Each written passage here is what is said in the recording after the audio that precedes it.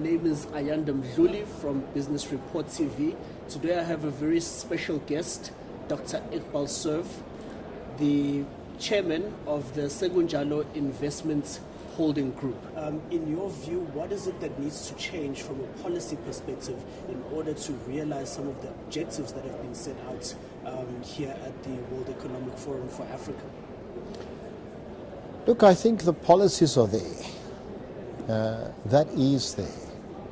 In most African countries, the recognition that there has to be trending towards the fourth industrial revolution is there.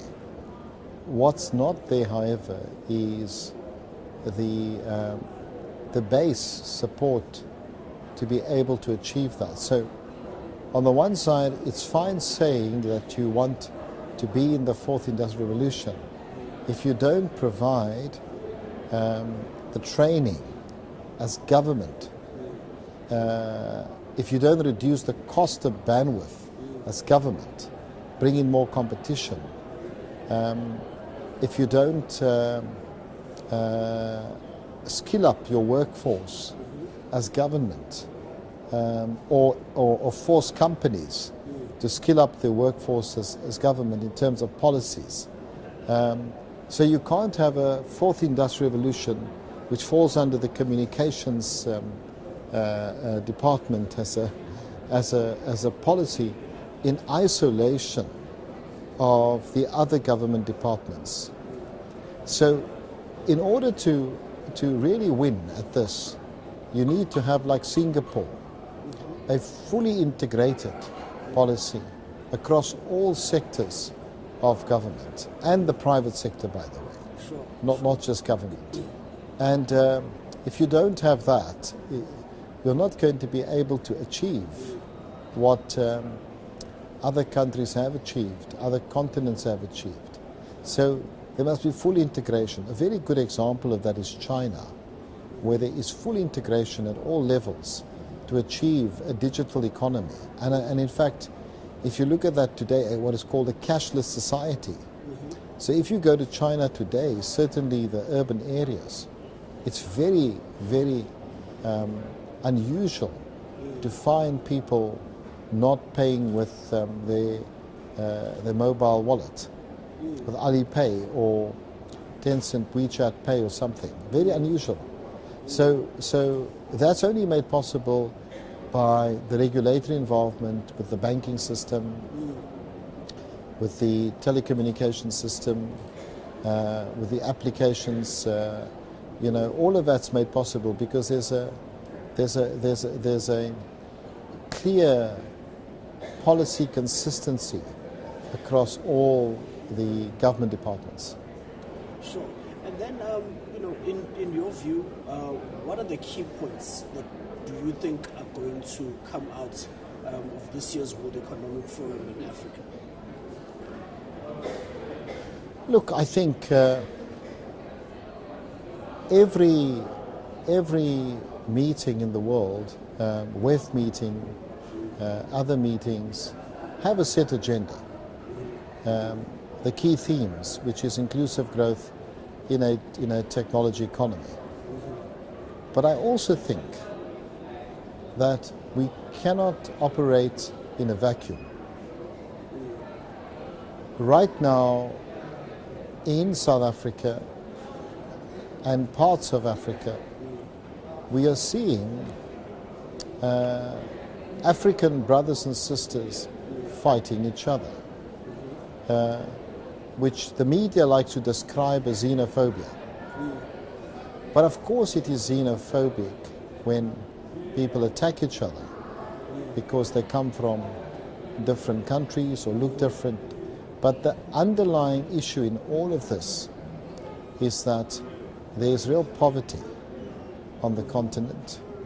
There is no hope for people to emerge out of that poverty.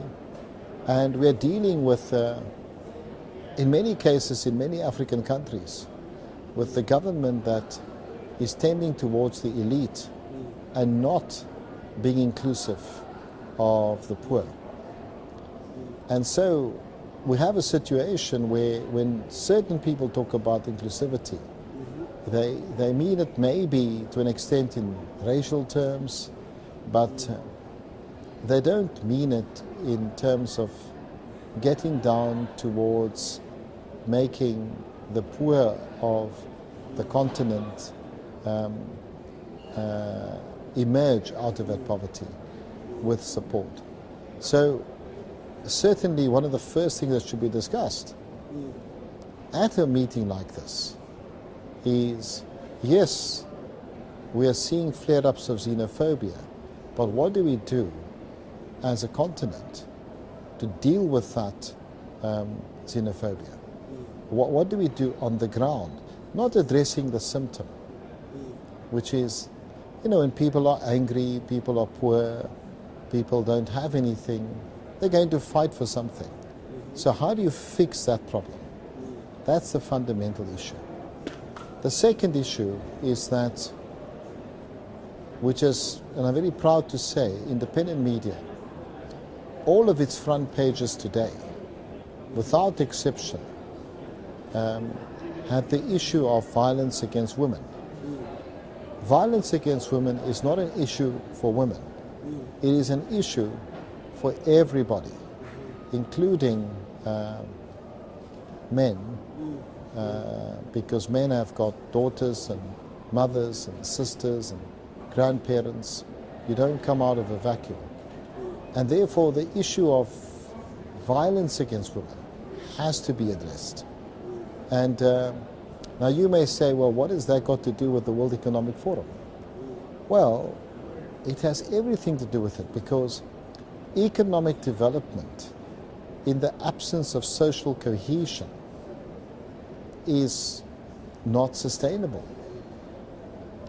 And so when you talk about the fourth industrial revolution, you have to talk about economic development, which in turn must lead towards a better life for people, a reduction in poverty, inequality, and also a pathway for hope for many people who can no longer see that pathway, because it appears to them that big business out there doesn't care about them, that government out there doesn't care about them, and people are just lining up their own pockets at the expense of ordinary people in the country. And you just have to look at that. I mean, you just have to look at lots of examples of that. And one of the issues that we face in Africa today is that there's a lot of greed by a few people who are not prepared to share, who are not prepared to create an inclusive society. And it is condoned in the name of the market economy, it is condoned in the name of capitalism, it's condoned in the name of opening up your markets, whatever it is. But all of this stuff has to be discussed at a forum like this, because otherwise people are going to say, what's the relevance of WIF? If you don't discuss those issues, you cannot discuss technology in isolation of those issues. You know, China is scheduled to eliminate poverty by 2020. And that's a country of 1.3 billion people, right? We're a continent of 1.1 billion people. I don't see the governments of our continent saying that they are going to eliminate poverty by 2025. Why is it not on the agenda of WIF? It's nice and fancy to have all these topics about the fourth industrial revolution, but unless you use that technology to eliminate poverty, it's not sustainable.